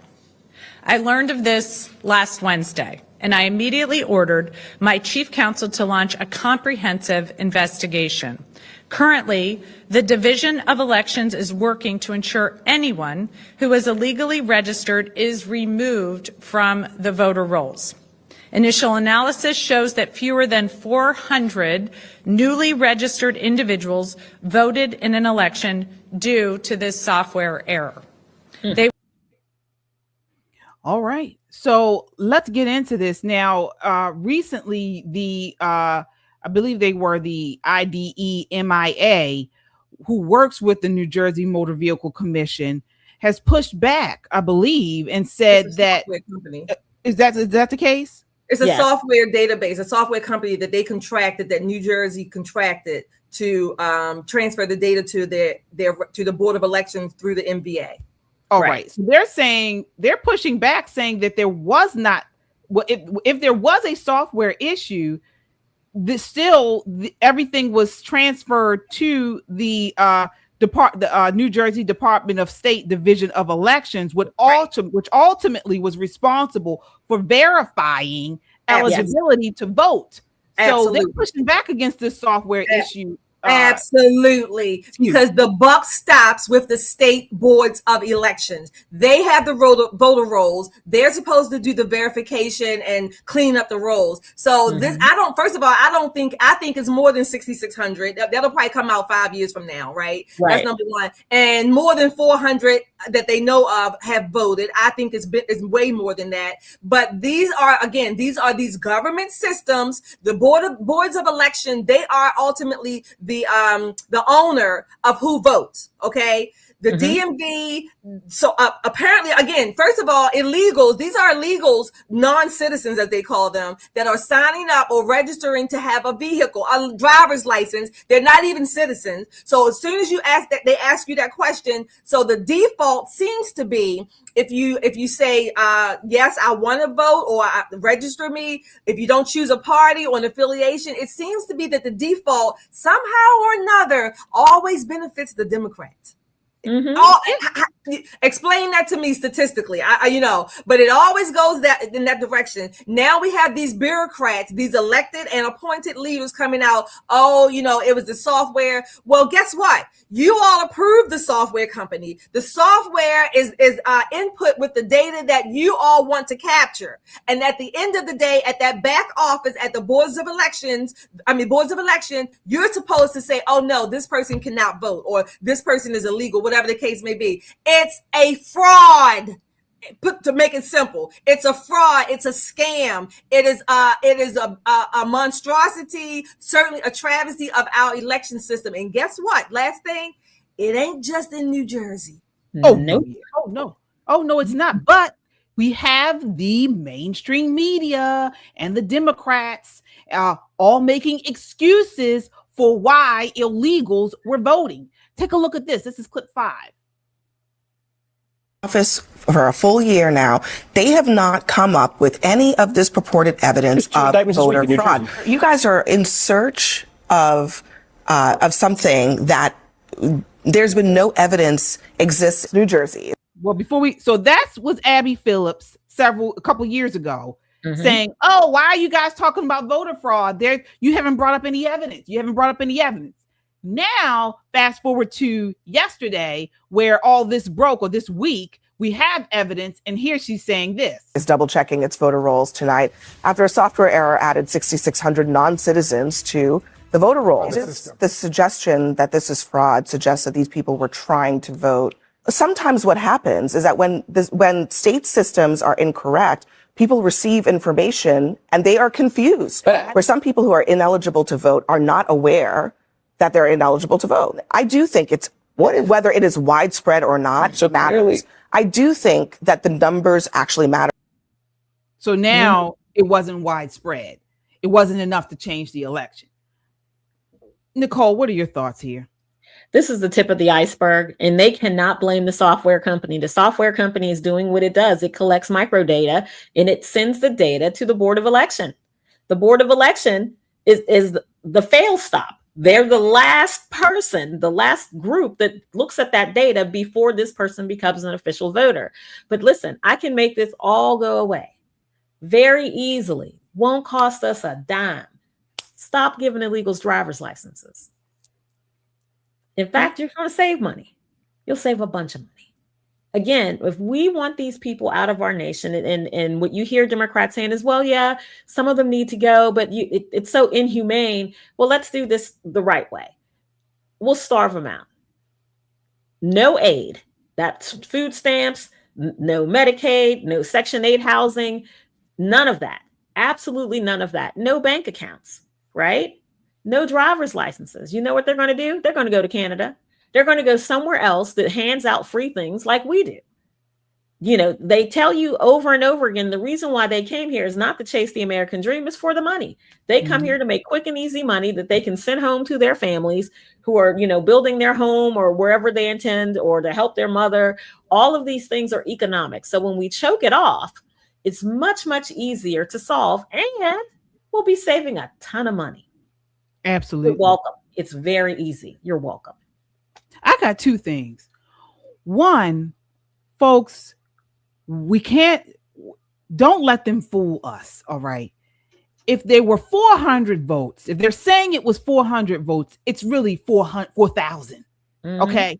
It's a lot more than what they are letting on to. All right. Or what they got caught doing. All right. It's a lot more. It's double and triple times that amount. All right. That's number 1. Number 2, I am so sick of these Democrats, these leftists. It's exhausting. Do you understand what they're doing? Okay. First, it's they flood the borders with illegals. All right. That's number 1. Then when they get here and they cause all kinds of problems, they blame us and call us heartless because we don't want to open up our country to them. But they're here, right? This is how they try to trick us. They try to get us. They flood us in with them. Then they say, well, you got to give them driver's license, because if you don't, they're going to drive and then they're going to hit and run. They won't stay for accidents. It's going to cause more issues. So you give them driver's license. Now you got to give them the vote. Okay. Now you see in some of the local elections, like in New York City, like here in Maryland, they can vote. All right. Mm-hmm. Then it was, well, you got to give them health insurance, or you got to give them medical insurance. You got to allow them to go to the hospitals, because if they get sick and they have some type of very highly contagious disease, then it can cause everybody to get sick. So we got to give them health insurance. You got to give them social services and food stamps, because, if they're hungry, they got to eat while they're here. You got to let them come to the public school system, because, they got children, and the children have to, go to school. So we got to open up the schools. You give them an inch, they take a mile. Absolutely.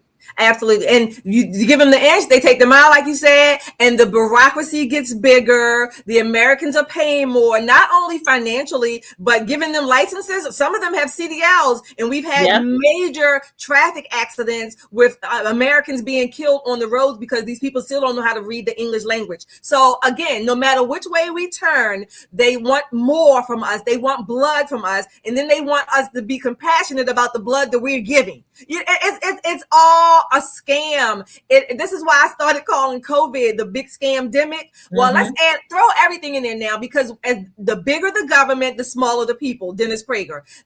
As this government grows, and not only that, it's growing with illegals, whatever you want to call them, undocumented. It's growing all in the wrong direction, and we are still paying for it. The rest of us, the normies, so to speak, the same people who are saying no, stop. They come in through the border. Okay, give them this. They come, once they're here, then they come in all these other different ways, not to mention the welfare system and all of that goes with that, right?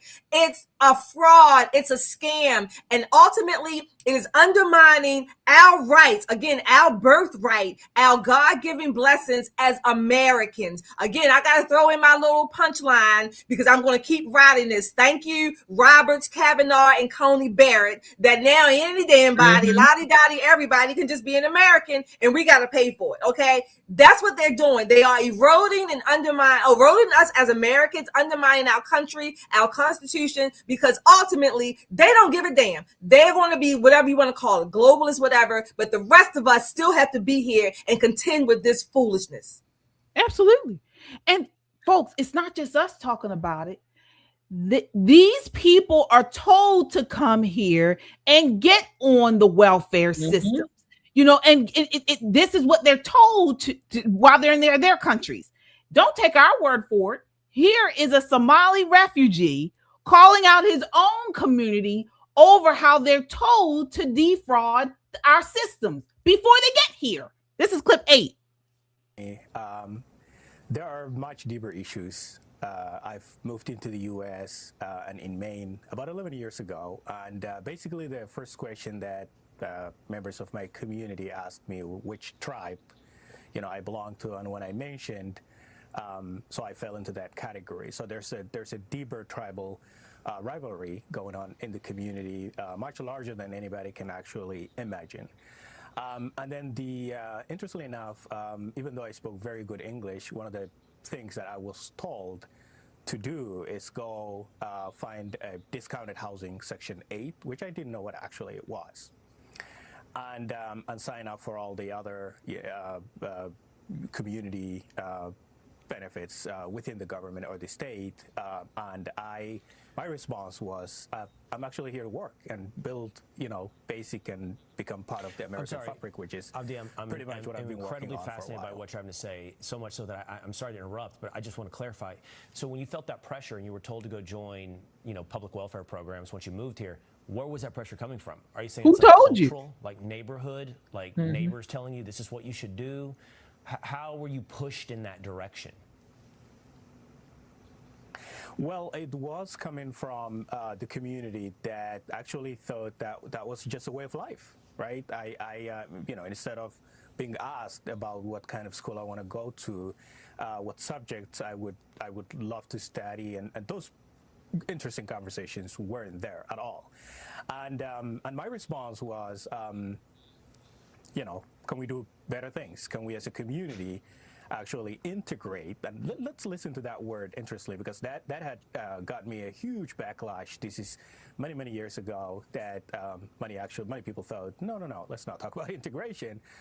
And I wasn't ready for that. I wasn't ready for a pushback against this idea of sort of melting into America, becoming part of America. So there it is. You heard what he said. His brethren, his tribe,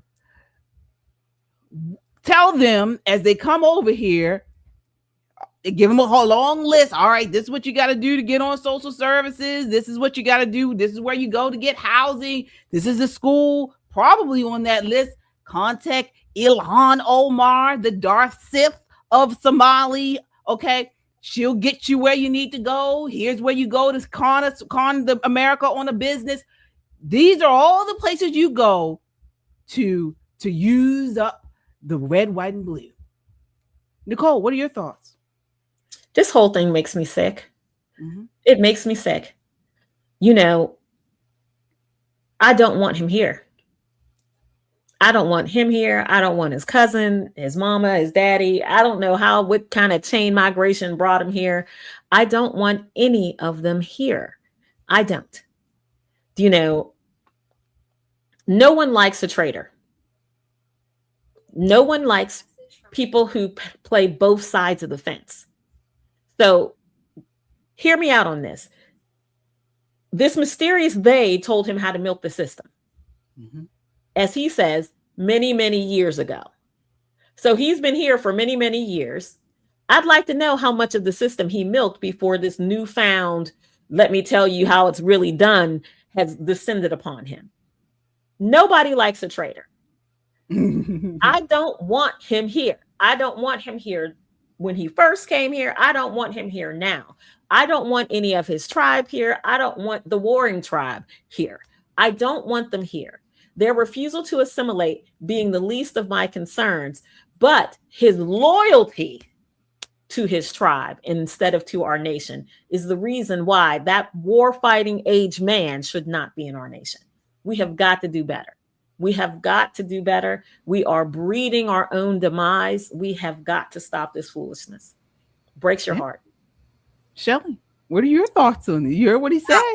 Yeah, like Nicole, I was fuming, okay? And let me tell you why, Nicole, to answer your question, at least in part, about how much he and his tribe have defrauded Americans, particularly in Minnesota. So again, these are from different sources, sort of a compilation from the USDA.gov, SNAP.gov, SSA.gov. I wonder how come illegals got anything to do with SSA? They don't have a social security number, but guess what? They can qualify for SSI. You know why? Because according to these stats, about 73% of the Somali household, 73, 3/4 of the Somali household has at least one member that is receiving Medicaid, okay? SNAP, about 54%, more than half of them get food stamps. And then just welfare in general, your other types of welfare, 81%, that's 4 out of 5, 80% of them in Minnesota only. This is only the Somali community in Minnesota. They receive means tested, meaning income tested government assistance. And you know why? Because they have a high fertility and birth rate, which also adds to the fact that puts them in a lower poverty. They have poverty, relative poverty, because to their income. They have more children than they can afford. So all of these programs they can qualify for. And remember, way back last year, I started telling you all, if you qualify for one program, you qualify for several of them just by virtue of that one. Now, they have to apply, but the very fact that they qualify, sometimes the programs will send you notices. You qualify for this. Come on in and sign up or sign up. So these programs, they are overlapping and they kind of stacked. So they are getting buku money, welfare benefits from the American people. And again, this is only in Minnesota, okay? And this is only the ones that we know of right now. So these people, their little tribes, okay, they are defrauding the American people in Minnesota and by virtue, all of us, because these are largely federal programs that they have state block grants to the states. It's all our money. Yes, give us our money back. Give us our money back and then ship your butt home. You're going to get $2,600 anyway to go home, okay? But you're getting all this fraud benefit that you are getting while you're here. You should not be here if you cannot work, not come here, not legally anyway. You cannot come here illegally. Then you don't have a job. You don't have a place to stay. You can't take care of yourself. And then you popping out babies that we still have to support. No, enough is enough. Give us our money back. Yeah. And then you talk about the fraud. Over $250 million stolen in child nutrition, all linked to Somali networks. Medicaid fraud in the billions. Okay. I mean, the list goes on. All right. And then they hate us. we our taxes, our hard-earned money is going to pay for these people, and they hate us to the core. You have Ilhan Omar mouthing off in Congress over and over again how awful America is, as she eats and drinks and drives and does everything she can right here in this country, and the whole Somali community is defrauding us, and they hate us. I mean, this is, and you know what really grinds my gears? It actually makes me sad, because when I see stuff like this, I think about we talked about the story of that young mother who was working, and she couldn't afford a place to stay, and she was sleeping and living in her car, and her kids were living in there with her, and I think she was at work or something, but she was waiting to get on a list for housing. I think she was from Chicago or Detroit, one of them, and her child died in the car. Remember that? And they did the news expose, and she was crying. She was crying so badly. You know, I think about her. I think about the elderly man that we did the story on, who was doing the Uber, or it was DoorDash. Yeah, something like that. He could barely walk, but he was doing it because he needed the money. You know, Social Security wasn't enough. And he's doing the Ubering, and so when the doorbell video caught him, and they raised money to hopefully stop doing the DoorDash. The man could barely walk up two stairs because he was in so much pain, but he was working hard, trying to just put food on the table and keep the lights on. KJ, Nicole knows this for sure. KJ, there are families in America. I'm talking about American families, American born and bred, right? Who have medical bills. They have legitimate medical needs, I mean, some really, tough diseases and disorders, right? They might be a little, let's just say, I don't know, $100 over the limit. They can't qualify for Medicare. So they have to literally go into debt. They have to spend down everything they own that ain't nailed down, okay? Just to get some assistance from the government, where that's the place where it should be, right, for Americans. But just because they might be a little bit over the budget, but their medical expenses are putting them in bankruptcy, to the point where, what do? So these are the people that, again, quote unquote, welfare was supposed to help step in our tax dollars. No, but we have to, our congressmen, our elected officials at every level, at any chance they get, they will cater to the illegals, the undocumented, the people that literally hate us just because they come from XYZ country or whatever. No, enough is enough. If we're going to have welfare, and again, I'm largely against it, except for in very limited circumstances for a limited time, then it only should go to Americans. Agreed. Listen, I can tell you that people come into my office all the time asking me for samples of drugs. My patients. Now, they have very expensive insurance from the Maryland Exchange. If you can afford $981 a month, you can get a nice silver plan. You still got a $20,000 deductible that needs to be met before it kicks in to pay anything. So you're paying almost $1,000 a month for health insurance. Almost $1,000 a month in health insurance. So if, God forbid, you're an adult with asthma, And your doctor prescribes you a really good inhaler, Air Supra. It's the best on the market. I'm telling you, the best thing. Now, this thing's going to cost you $500-$600 without insurance. With your insurance, it's still going to cost you $250, maybe $300. They can't afford it. So they use their 8-year-old's inhaler that they get, for $40. It doesn't work the same. It's not the same. It's just not the same. So they come in and they ask, do you have a sample of this? Do you have a sample of that? And we do our best to help them with the samples, a copay card, try to figure out what their insurance will cover. I spent all day Friday arguing with insurance companies, trying to cajole them to do the right thing. It is almost impossible to get an insurance company to see it from the patient's point of view. They're giving you $1,000 a month and they can't even get the drug they need at a price they can afford. They just cannot. And that is disgusting here in the United States of America, when we have illegals walking around with Medicaid cards in their pockets, and they're using it like it's a damn Black American Express, throwing it down on tables and having all kind of surgeries, and the one trans surgeries, right, pays for. I was about to say that, quote unquote, gender affirming care, while Americans are suffering. Every time someone turns their back on illegal aliens gaming our system, they erode our birthright. So being an American comes with a bunch of responsibilities, but it should come with every single privilege born of those responsibilities.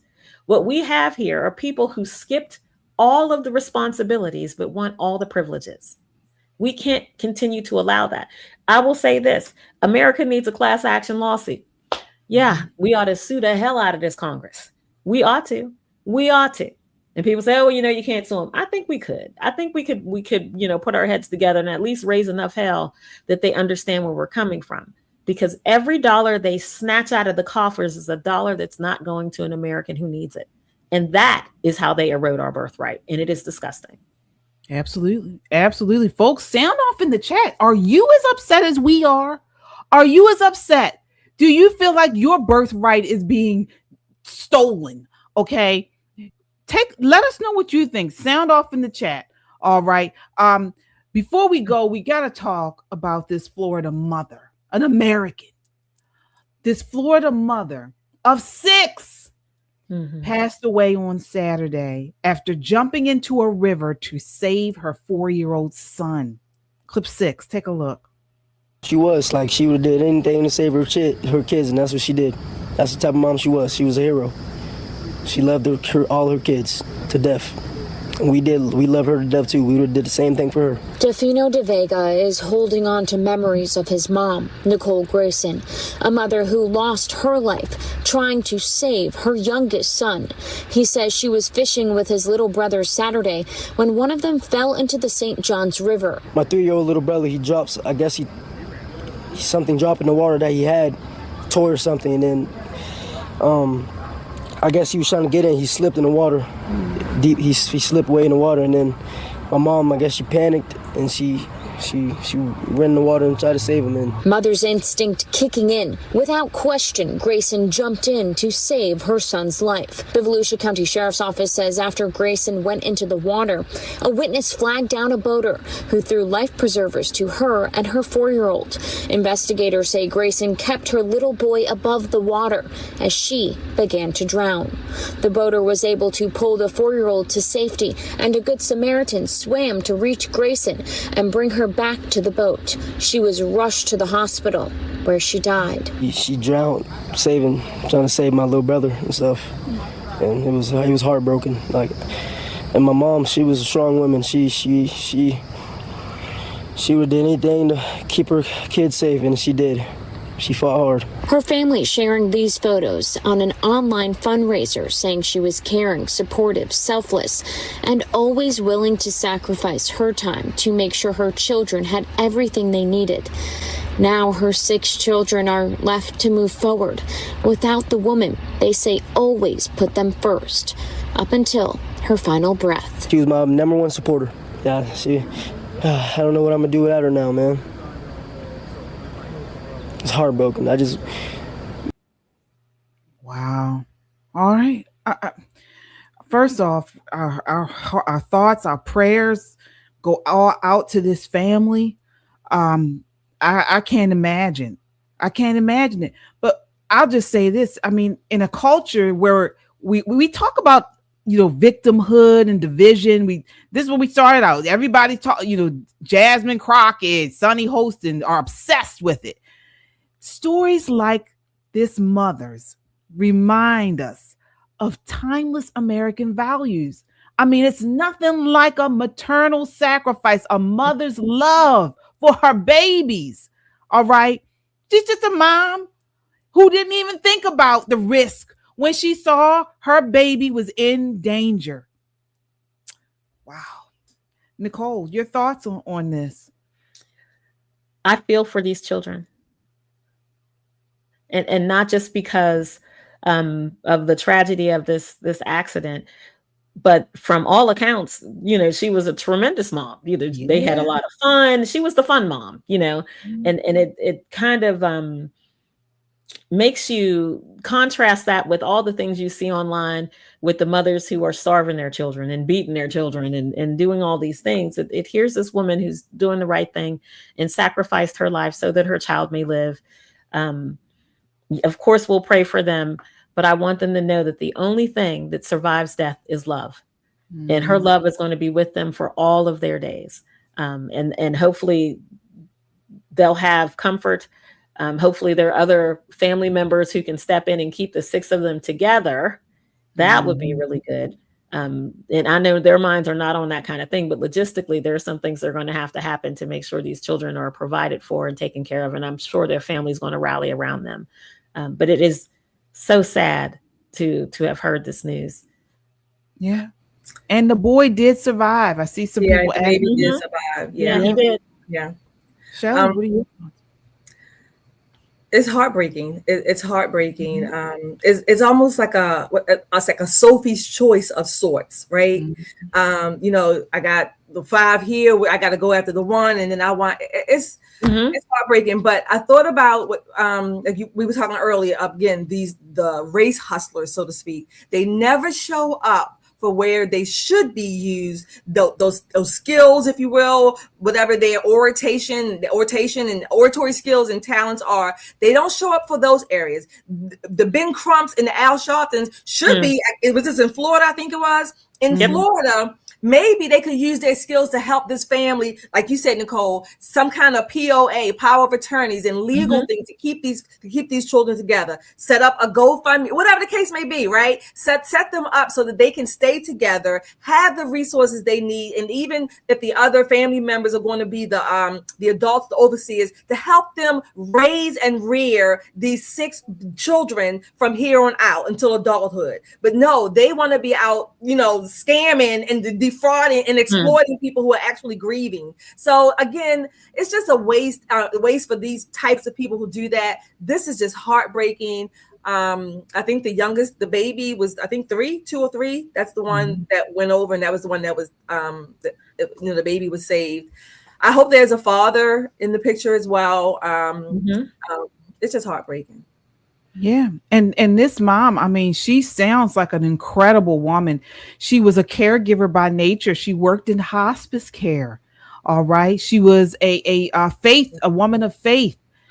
Family and community talk about her as positive, smiling. She was faith driven.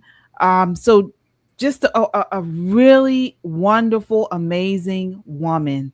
Gone too soon. So again, we are praying for that family, for the friends and everyone. We pray that they, people in the area wrap around that family and provide them with the healing and the security they need, shelter, food, all of it. I pray that they don't go, without anything as this goes on. They need a good living trust. They put this GoFundMe money in there, so that these children can have what their mother would have wanted them to have, a secure and stable future, and hopefully with enough to boost them beyond any kind of long-term trauma that comes from not only losing their mother, but watching their mother die. That had to be a thing. So again, heartbreaking story, but the glory in it, the beautiful part in it, is that you see the son in the way he talked about his mother. Mm-hmm. Yeah. The way he talked about his mom. So he's got plenty of good memories to live with. But, you know, his pain is going to be immense, going to be absolutely immense. All right, folks. Well, that does it for us tonight. Thank you all so much for watching. If you need some more, tomorrow night you can catch me on Christian Conservative. That's at KJ Christian Conservative. Tomorrow night, me and Michelle at 9 p.m. we bring you all the latest in news and pop culture from a biblical perspective. So you don't want to miss it. We got so much to talk about because not only did Jasmine Crockett come for the conservatives, she also has some nasty remarks about Christians. So we're going to talk about that and much more. You can catch it tomorrow on at KJ Christian Conservative. Until next time, folks, count your blessings and live a life of purpose. We have some more super chats, don't we? We're going to get the... Yeah, we have a few more before we go. We have Robin. Thank you, Robin. She sent us 550 gems. Thank you, Robin. Gwirly, I think is how you pronounce it. Thank you for your $2. Thank you so much, Gwirly. We appreciate that as well. Nick Nack, thank you for your $10. Ladies, thanks for all you do. Keep it real always. Cheers. Right back at you, Nick. And Charmaine, thank you for your $10. She says, Americans first. Absolutely. Thank you all for your super chats. We appreciate them. We could not do this without you. Like, share, and subscribe on your way out. And we'll see you in a few. All right. Good night. Good night, everyone.